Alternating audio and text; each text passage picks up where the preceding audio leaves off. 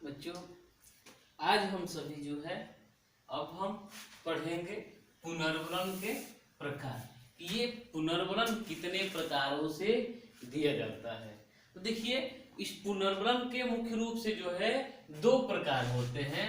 पहला एक शाब्दिक पुनर्वलन और दूसरा अशाब्दिक पुनर्वलन। दो प्रकार से होता है। जिसे अब हम सबसे पहले शाब्दिक पुनर्वलन को देखते हैं कि शाब्दिक पुनर्वलन है क्या। ये शाब्दिक पुनर्वलन जैसे हम कह सकते हैं, जैसे नाम से ही स्पष्ट है कि शाब्दिक अर्थात शब्दों के माध्यम से जो पुनर्वलन छात्रों या किसी व्यक्तियों को दिया जाता है वह पुनर्वलन शाब्दिक पुनर्वलन कहलाता है। इसमें शाब्दिक पुनर्वलन जो है वह मुख्य रूप से इसके भी दो भाग होते हैं। पहला क्या होता है, सकारात्मक शाब्दिक पुनर्वलन और दूसरा जो है नकारात्मक शाब्दिक पुनर्वलन। तो देखिए, सकारात्मक शाब्दिक पुनर्वलन क्या होता है, तो हम कह सकते हैं कि शिक्षण के दौरान शिक्षक सकारात्मक शब्दों का प्रयोग करके बालक को संवेगात्मक पुनर्वलन प्रदान करता है। सकारात्मक शाब्दिक पुनर्वलन कहलाता है। या फिर से सुनिए, क्या होता है सकारात्मक शाब्दिक पुनर्वलन, अर्थात शिक्षण क्रिया के दौरान शिक्षक सकारात्मक शब्दों का प्रयोग करके बालक के संवेगात्मक पुनर्वलन प्रस्तुत करता है। वह पुनर्वलन जो है सकारात्मक शाब्दिक पुनर्वलन कहलाता है। जैसे संवेगात्मक अर्थात वह संवेगों के आधार पर उनकी संवेगात्मकों के माध्यम से छात्रों को पुनर्वलित करता है।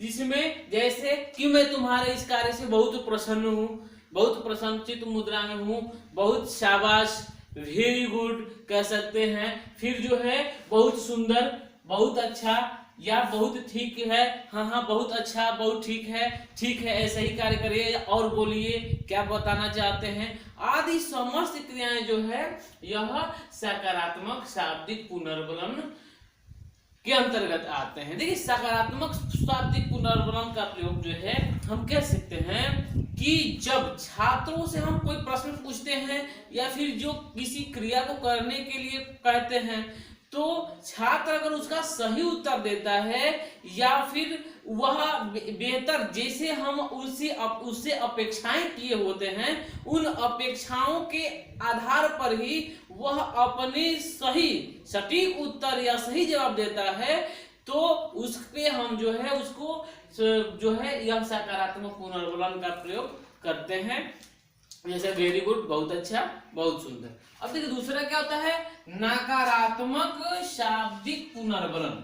देखिए, नकारात्मक शाब्दिक पुनर्वलन क्या होता है कि छात्रों के अवांछित व्यवहारों को रोकने के लिए, अवांछित व्यवहार अर्थात जो शिक्षण क्रिया के प्रतिकूल हो, अनुकूल न हो, या फिर जो शिक्षक छात्र से अपेक्षा करता है उन अपेक्षाओं की पूर्ति नहीं होती है, तब हम जो है नकारात्मक शाब्दिक पुनर्वलन करते हैं। अर्थात उसमें का प्रयोग कब करते हैं कि वांछित व्यवहार में सुधार करने के लिए, छात्रों के अवांछित व्यवहारों में सुधार करने के लिए हम नकारात्मक शाब्दिक पुनर्वलन कहते हैं। जैसे हम कह सकते हैं कि जो आपके इसके द्वारा सकारात्मक की भांति ही, जैसे सकारात्मक हम देते हैं वैसे ही नकारात्मक का भी पुनर्वलन का भी प्रयोग करते हैं। जैसे हम कह सकते हैं कि नहीं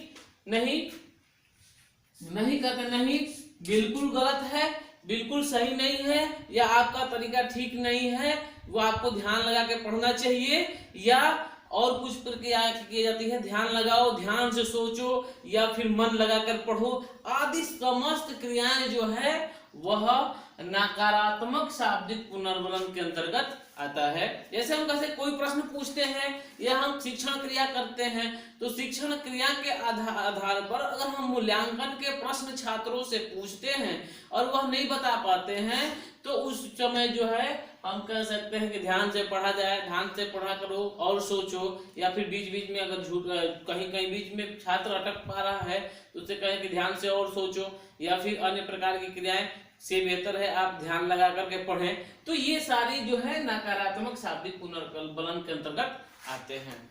अब देखिए दूसरा हम चलते हैं। दूसरा पुनर्बलन के प्रकार है अशाब्दिक पुनर्बलन। अशाब्दिक अर्थात जैसे नाम से ही स्पष्ट है, अशाब्दिक अर्थात अशाब्दिक मतलब शाब्दिक मतलब शब्दों के साथ, अशाब्दिक बिना शब्दों के द्वारा, अर्थात छात्रों को जो है बिना शब्दों के द्वारा दिया गया पुनर्बलन जो है अशाब्दिक पुनर्बलन कहलाएगा। तो यह अशाब्दिक पुनर्बलन भी दो प्रकार का होता है। पहला जो है सकारात्मक अशाब्दिक पुनर्बलन और दूसरा जो है नकारात्मक अशाब्दिक पुनर्बलन।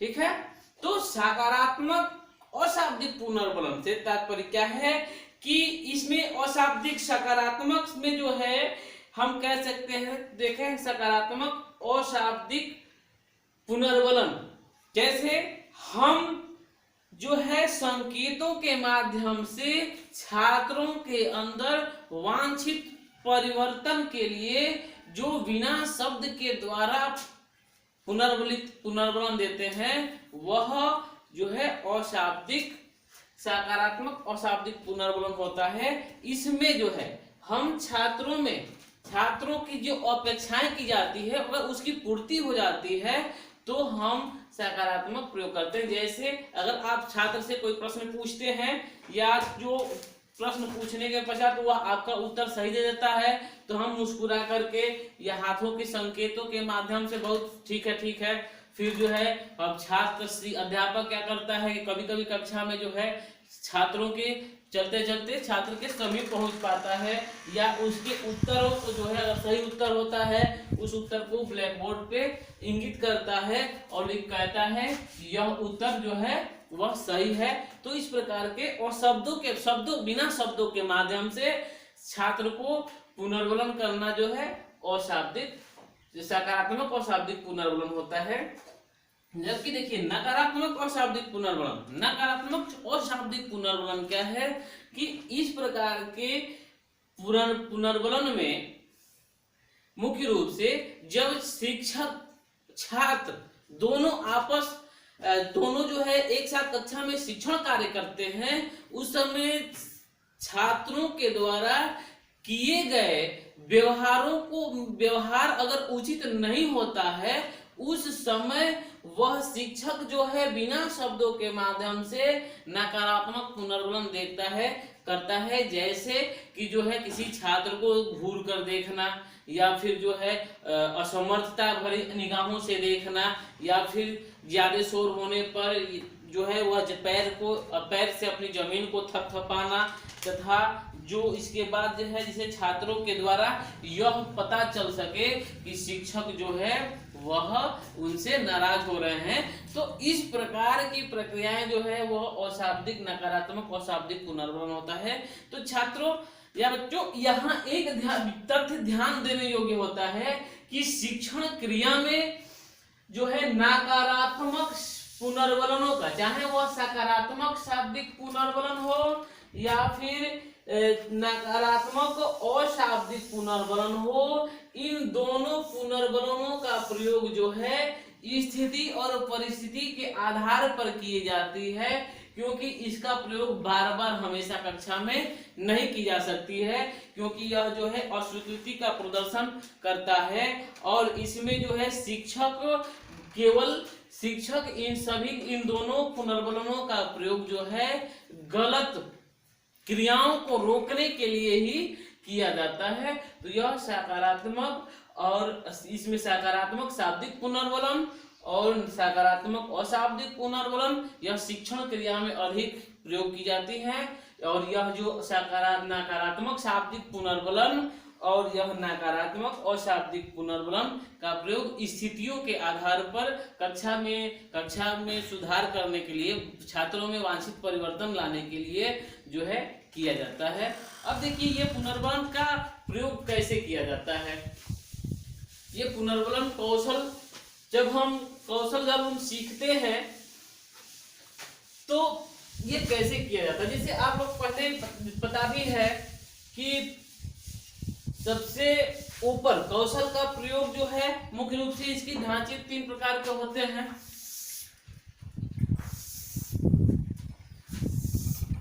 ये 3 कॉलम हम बना लेते हैं। यहाँ जो है आपका शिक्षक क्रिया होता है, शिक्षक क्रिया या छात्राध्यापक क्रिया,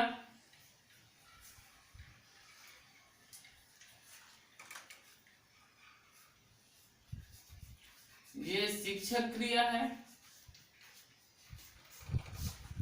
ये छात्र क्रिया है,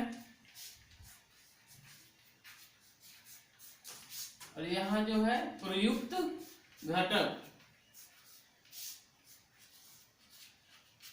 तो यहाँ पर पुनर्वलन का प्रयोग करने के लिए जब मूल्यांकन के प्रश्न पूछते हैं, प्रश्न संख्या 1 जैसे आपने पूछा,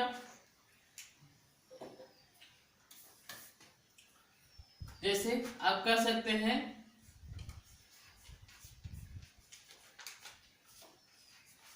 भिक्षुक कविता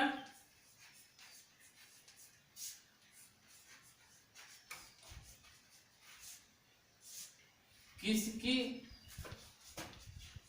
रचना है। अगर छात्र जो है उत्तर देता है निराला की,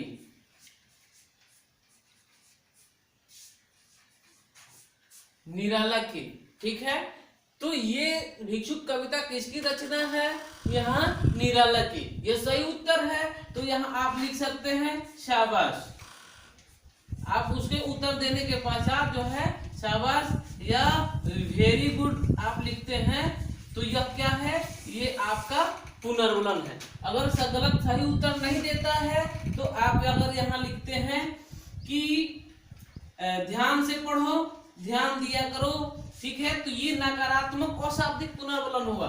यह क्या है, सकारात्मक शाब्दिक पुनर्वलन हुआ। तो मुख्य रूप से यही प्रयोग किया जाता है। तो इसी प्रकार से जो है आपके इसका प्रारूप तैयार होता है पुनर्वलन कौशल का।